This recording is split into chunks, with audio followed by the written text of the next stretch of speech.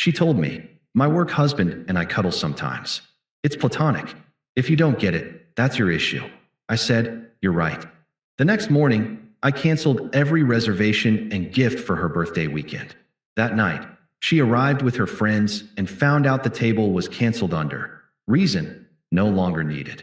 She broke down crying in front of everyone. Hey viewers, before we move on to the video, please make sure to subscribe to the channel and hit the like button if you want to see more stories like this. Thanks. If you looked at my Google Calendar 2 weeks ago, you would have seen an entry titled Operation 30. It was my girlfriend Maya's 30th birthday weekend, and I had spent 3 months curating it with the precision of a military strike. I'm a project manager by trade, and I treat my relationships with the same level of dedication I give my career.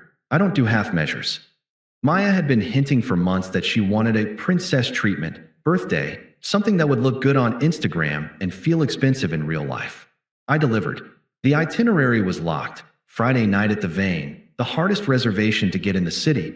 I had to call in a favor with a client just to get a table for 6. Saturday was a full-day spa package for her and her best friend, Sarah, followed by a surprise overnight stay at a boutique hotel downtown. Sunday was brunch. Total cost? Somewhere north of $4,000. I didn't care about the money. I loved her. I wanted her to feel valued. But while I was securing reservations, Maya was securing an emotional connection with Gavin. Gavin was the work husband. It started subtly, as these things always do. 6 months ago, he was just the new guy in marketing who doesn't know how to use Excel. Then he became Gavin who brings me coffee. Then Gavin who really understands the pressure of this industry. I'm not a jealous man by nature. I have female friends. I understand workplace camaraderie. But the boundaries started eroding in ways that made the hair on the back of my neck stand up. Texts started coming in at 10:30 p.m. Work emergency, I'd ask, glancing at her phone lighting up the nightstand. No, she'd say, not looking up, her thumbs flying across the screen. Gavin's just sending me memes. He's going through a rough patch with his girlfriend. He needs support, and he needs that support from you at midnight. She would sigh, that heavy, theatrical sigh she used whenever I questioned her. He's sensitive, Mark. He's not like you. He doesn't repress things. We have a connection. It's purely intellectual and emotional. Why do you always have to sexualize everything? That was her favorite defense, the therapy weaponization. Maya consumed hours of TikTok therapy content and learned just enough terminology to twist every situation into a failing on my part. If I asked for basic respect, I was controlling. If I expressed discomfort with another man taking her to lunch 3 times a week, I was insecure and projecting my toxic masculinity onto her safe space. I tried to be the bigger man. I told myself I was the one she came home to. I was the one paying the mortgage. I was the one planning Operation 30. Gavin was just a phase, a needy coworker she felt sorry for. I was wrong. He wasn't a phase. He was a replacement waiting in the wings. The dynamic shifted 3 days before her birthday. I had just picked up her gift, a vintage necklace she'd circled in a catalog 6 months ago, when I came home to find her on the balcony. She was on the phone. Her voice dropped to that hush-hush whisper people use when they're sharing secrets. When the sliding door clicked shut behind me, she jumped. She hung up immediately. Who was that? I asked, putting the gift bag in the closet. Just Gavin, she said. She looked flushed. He's having a crisis. He seems to have a crisis every time I'm not in the room, I said. My patience was fraying. You wouldn't understand, she snapped, walking past me to the kitchen. You're so emotionally rigid. Gavin feels things deeply. He just needs to know someone is in his corner. I let it go. I didn't want to ruin the birthday week with a fight. I told myself to just get through the weekend, give her the perfect experience, and maybe then, once she felt celebrated and loved, we could have a real conversation about boundaries. I was an idiot. It happened on a Tuesday. I was in the kitchen making risotto. Maya was sitting at the island, sipping a glass of wine I'd poured for her, staring at her phone with a soft, private smile that I hadn't seen directed at me in months. How was work? I asked, stirring the rice. Intense, she said, not looking up. Gavin had a panic attack in the break room around 2. Is he okay? I asked, trying to feign sympathy. He is now, she said. She finally put the phone down and looked at me, her expression challenging, like she was daring me to react. I stayed with him. We went into the quiet room in the back office. I turned the lights off and we just laid on the couch and cuddled for like an hour until his breathing regulated. I stopped stirring. The wooden spoon hovered over the pan. The kitchen suddenly felt very quiet. "I'm sorry," I said, my voice steady, though my heart rate had just spiked through the roof. "Did you say you cuddled him? On a couch? In the dark?" She rolled her eyes, taking a sip of wine. "Oh my God, here we go?" "Yes, Mark. We cuddled. It's called co-regulation. It's a somatic technique to help lower someone's cortisol levels." It was completely platonic. I turned the burner off. I turned around to face her. "Maya, you are a 30-year-old woman in a committed relationship. You spent an hour lying in the dark in the arms of another man at your workplace. You don't see an issue with that?" "No, I don't," she shot back, her voice rising. "Because I'm an adult who understands that touch is a basic human need." Gavin was in distress. I provided comfort. It wasn't sexual. He didn't try anything, and neither did I. We just held each other. "And if I did that?" I asked quietly. "If I told you I spent my afternoon spooning the new intern because she was stressed out, you'd be okay with that?" She scoffed.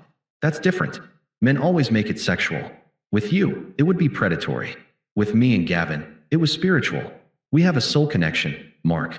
Honestly, I feel safer with him emotionally than I do with you half the time because he doesn't judge me." She stood up, walking around the island to stand in front of me. She looked at me with genuine pity, as if I were a primitive creature unable to grasp her evolved state of being. "My work husband and I cuddle sometimes," she said, enunciating every word. "It's platonic. It's harmless.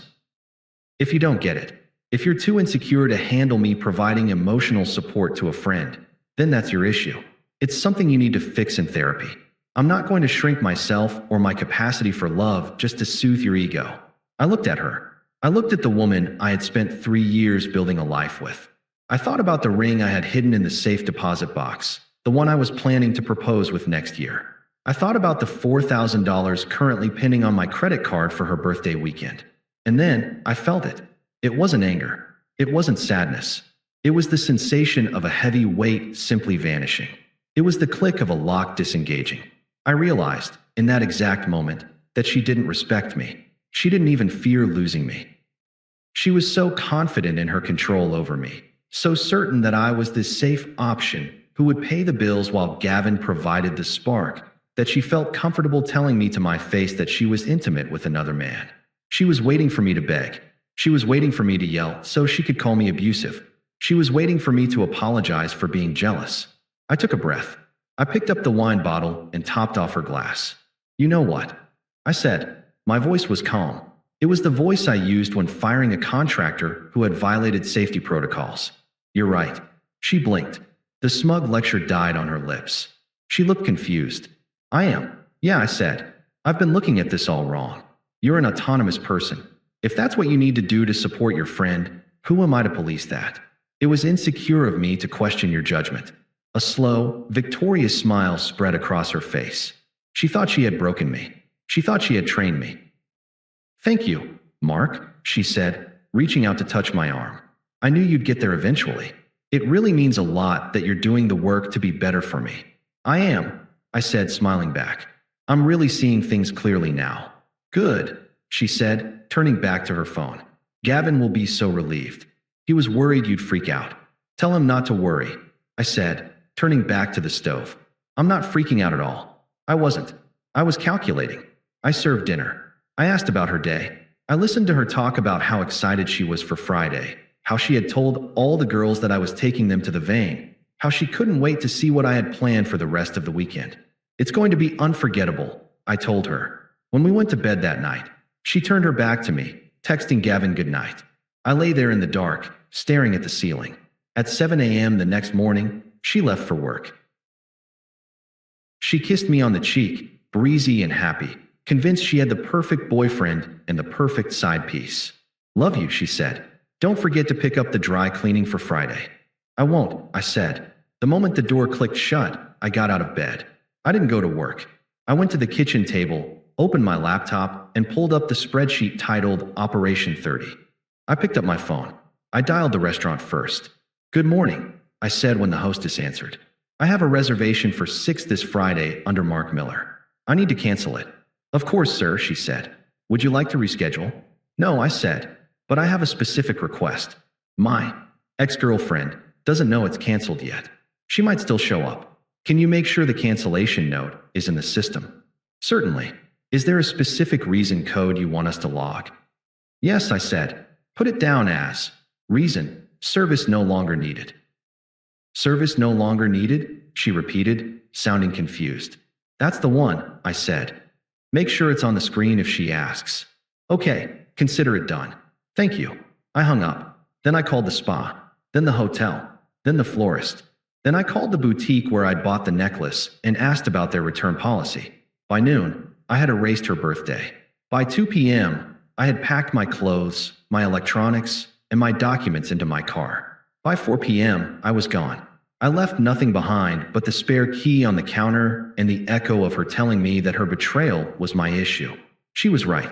It was my issue, and I had just solved it. I spent Friday afternoon in a state of unnatural calm. I had checked into a corporate suite hotel on the other side of the city, a place generic enough to be untraceable, comfortable enough to work from. My phone was on the coffee table, face up. I hadn't blocked her number yet. I needed the confirmation. I needed to know the message had been received. Around 4 p.m., Maya texted me. Leaving work now. Going straight to Sarah's to get ready. Can you bring that red tie I like? The one that matches my dress. See you at 7:30. Love you. Hugs and kisses. I stared at the screen. The audacity was almost impressive. Less than 72 hours ago, she had told me my feelings were a psychological defect she shouldn't have to deal with. Now, she was ordering accessories for her big night out, fully expecting me to play the role of the doting boyfriend, the wallet, and the prop. I didn't reply. At 6 p.m., another text. Hey, just checking in. Are you on your way? Traffic is crazy. I took a sip of the bourbon I'd poured myself. I wasn't on my way. I was watching a documentary about deep-sea shipwrecks. I felt a kinship with the ocean floor, cold, pressurized, and silent. At 7:15 p.m., the group chat, which included Maya, Sarah, and 2 other friends, Jen and Qley, lit up. Sarah sent a photo, a selfie of the 4 of them in the Uber. Maya looked stunning in a black silk dress I had bought her for Christmas. She was beaming, holding a glass of champagne, looking like the queen of the world. Caption, birthday queen en route. At Mark, where are you? We're thirsty. I felt a phantom twinge of guilt, a muscle memory of my old self, the nice guy, Mark, who would have panicked at being late. But then I remembered Gavin. I remembered the cuddle. I remembered reason, no longer needed. The guilt evaporated. At 7:28 p.m., my phone buzzed again. Maya, we're at the bar. The hostess says our table isn't ready yet. I thought you pulled strings with the manager. I leaned forward. The show was starting. I didn't answer. I didn't have to. The next 20 minutes played out through my notification screen like a slow-motion car crash. 7:35 p.m. Maya, Mark, where are you? The hostess is acting really weird. She keeps checking the computer and looking at us. 7:38 p.m. Sarah, text, Mark, you need to get here. Maya is getting stressed. This isn't funny. 7:40 p.m. Missed call from Maya. 7:41 p.m. Missed call from Maya. 7:42 p.m. Missed call from Sarah. I could visualize the scene perfectly. The ambient noise of the vein, clinking silverware, low jazz, the murmur of the city's elite. Maya standing at the host's stand, her smile faltering, her friends shifting uncomfortably in their heels behind her.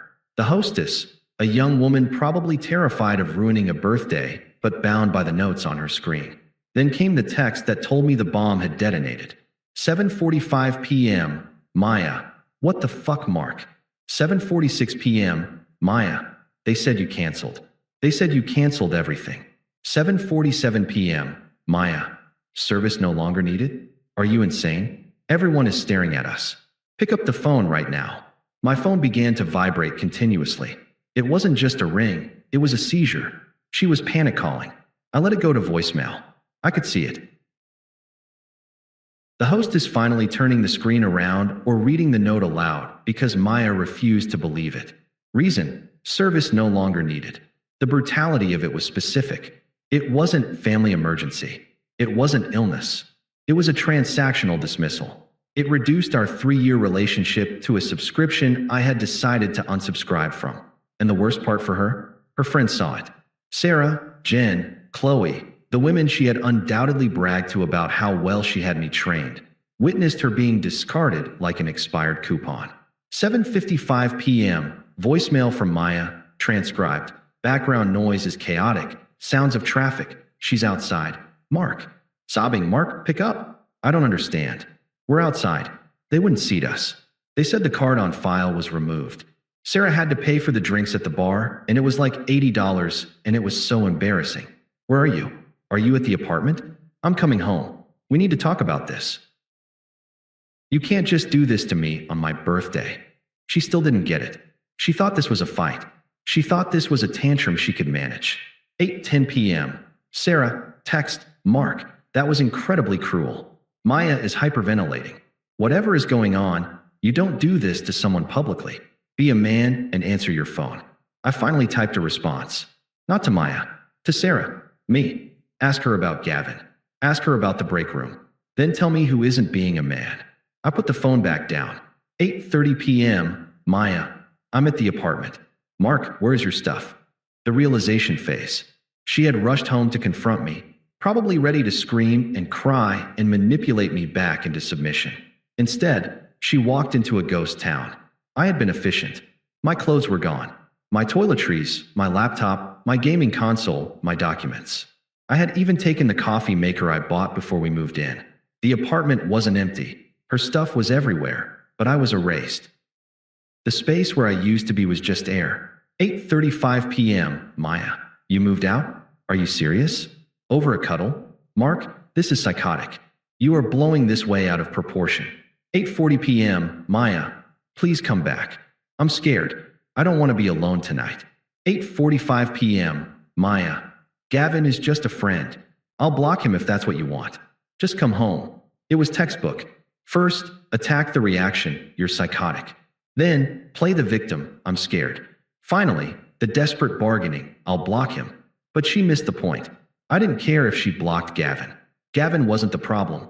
The problem was that she looked at me, saw my pain, and told me it was my defect. She had broken the fundamental contract of our relationship. I protect you. You respect me. I scrolled through the messages, feeling lighter. For months, I had walked on eggshells, trying to be the modern, evolved partner she wanted, suppressing my gut instincts to avoid being labeled toxic. Now, I was the villain in her story. And God, it felt good. 9 p.m. Maya, fine. Ignore me. But you owe me for the hotel and the spa. You promised me this weekend. 9:15 p.m. Me. I promised my girlfriend a birthday weekend. But she checked out on Tuesday to be single with her work husband. I just finalized the paperwork. Enjoy the platonic silence. It's soothing, isn't it? 9:16 p.m. Maya, I hate you. 9:20 p.m. Me. You're right. I blocked her number. Then I blocked Sarah. Then I blocked Jen and Qley. Then I opened the food delivery app and ordered a pizza from the place she always said was too greasy. I slept like a baby. The next morning, I woke up to a notification from Instagram. I hadn't blocked her there yet. She had posted a story at 2 a.m. A black screen with small white text. The betrayal you never see coming hurts the most. Hashtag heartbroken, hashtag narcissist. I laughed out loud. She was already spinning the narrative. She was the victim. I was the monster who ruined her birthday for no reason. But I knew something she didn't. I knew about the karma that was about to hit her on Monday morning. Because while she was crying on the sidewalk outside the vein, I had sent one final email. Not to her, to Gavin's wife. I didn't just leave Maya. I removed the structural integrity of her life. Monday morning arrived. While I was settling into a temporary workspace at a WeWork, sipping a coffee I actually enjoyed, Maya was walking into the office expecting sympathy. She probably thought she could lean on Gavin, cry about her psychotic ex-boyfriend, and get another one of those platonic cuddling sessions. She didn't know I had sent the email on Saturday night. I had found Gavin's wife, Jessica, on Facebook easily enough. My message to her was short, factual, and devoid of emotion. Subject, Tuesday afternoon. Hi Jessica. I'm Mark, Maya's now ex-boyfriend. Maya told me that she and Gavin spent an hour cuddling in the dark in the break room last Tuesday for emotional regulation. She insisted this was normal and platonic. I disagreed, so I ended the relationship. I figured you deserve to know how your husband spends his afternoons, just in case you don't share their definition of platonic. Best, Mark. The fallout was nuclear. I learned the details later through a mutual friend, Dave, who still worked in their building. Apparently, Gavin didn't fight for Maya. He didn't leave his wife for his soulmate. He didn't stand tall and defend their spiritual connection. Gavin panicked. When Jessica confronted him, Gavin threw Maya directly under the bus. He claimed Maya was obsessed with him. He claimed she was the one cornering him, that he was uncomfortable but didn't know how to say no because of office politics. To save his marriage and his job, Gavin went to HR first. By the time Maya got to her desk on Monday, she wasn't greeted by a sympathetic work husband. She was greeted by a meeting invite from the director of human resources. Gavin had filed a formal complaint against her for inappropriate workplace conduct and creating a hostile environment. She was placed on administrative leave pending an investigation. That afternoon, I received an email from Maya's work address since I had blocked her personal accounts. From Maya, corporate email, subject, "You ruined my life. Are you happy? Gavin isn't speaking to me. HR escorted me out of the building. Jessica called me a whore. You didn't just break up with me. You destroyed my reputation. I lost my boyfriend, my best friend, and probably my job in 48 hours. How could you be this vindictive? I thought you loved me." I didn't reply. I moved the email to the trash. The silence was my answer. I wasn't vindictive. I was a mirror. I simply let the light shine on the reality she had created. She wanted Gavin. She got the real Gavin, a coward who used her for an ego boost and discarded her the moment it became inconvenient. Over the next 2 months, the updates trickled in from the few friends I hadn't blocked. Maya was fired. Mutual separation, they called it. Her friends, the ones who saw they no longer needed screen, distanced themselves. It's hard to defend a woman who cheats on the guy paying for her birthday, then gets fired for harassment. She had to move out of our apartment because she couldn't afford the rent on her own. She was back with her parents in the suburbs, a 45-minute commute from the city she loved. I, on the other hand, was doing just fine. My bank account was recovering nicely without the princess weekends. I was sleeping 8 hours a night. I met someone new, Elena. She was a nurse. On our third date, she told me, "I value direct communication and loyalty." It felt like breathing fresh air after drowning for 3 years. 5 months later, I ran into her. It was inevitable. We lived in the same city, and despite her move to the suburbs, she still came downtown for interviews. I was at a coffee shop near my new apartment, waiting for a pour-over. I looked great. I'd lost 10 pounds of stress weight, got a better haircut, and was wearing a tailored coat I'd bought with the money I saved from the canceled birthday trip. "Mark," I turned. Maya looked tired. That's the only word for it. The main character energy she used to radiate was gone. Her hair was pulled back in a messy bun. Her blazer looked slightly too large, and she had the frantic, exhausted look of someone constantly trying to explain themselves. "Hello, Maya," I said.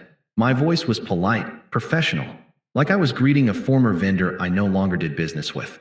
She stood there, clutching her purse. She looked at my coat, my calm demeanor, the lack of anger in my eyes. "You look good," she said quietly. "I am good," I replied. "I'm doing really well." She let out a shaky breath. "I miss you, Mark. I know I messed up. I know I hurt you. But the punishment, it didn't fit the crime. I lost everything." "You didn't lose everything," I corrected her gently. "You lost the things you didn't appreciate." "Gavin was a mistake," she rushed on, her eyes filling with tears. "He was a predator. He used me. I see that now. I was looking for validation, and I looked in the wrong place. But we had 3 years, Mark. Doesn't that mean anything? Can't we just sit down and talk? I can fix this." People were starting to look. The old Mark would have been embarrassed. The old Mark would have taken her outside, offered her a tissue, and listened to her spin her web. The new Mark just checked his watch. "Maya," I said, "do you remember what you told me in the kitchen? You said if I didn't understand your needs, that was my issue." She flinched. I was angry. "I didn't mean it." "You did mean it," I said. "And you were right. It was my issue. I had an issue with being disrespected. I had an issue with being a backup plan. I had an issue with funding a lifestyle for a woman who was emotionally intimate with someone else. I stepped closer, keeping my voice low and firm. So I fixed the issue. I removed myself from the equation. And looking at you now, looking at how chaotic your life became the moment I stopped holding it together for you, I realized I wasn't your partner. I was your logistics manager. And I resigned. Mark, please, she whispered, a tear rolling down her cheek. I'm sorry. I love you. I looked at her. I searched for any feeling, anger, love, pity. There was nothing. Just a dull recognition of a stranger. I don't think you know what that word means, I said. The barista called my name. Order for Mark. I turned away from her, walked to the counter, and grabbed my coffee. I didn't look back. As I pushed open the glass door and stepped out into the crisp autumn air, I could feel her eyes on my back, but I didn't care. I had a date with Elena tonight. We were cooking dinner. No reservations, no drama, no cancellations. Service was no longer needed. And for the first time in my life, I was finally completely free. Thanks for watching. Make sure to subscribe to the channel and hit the like button. What do you think about this story? Share it in the comments.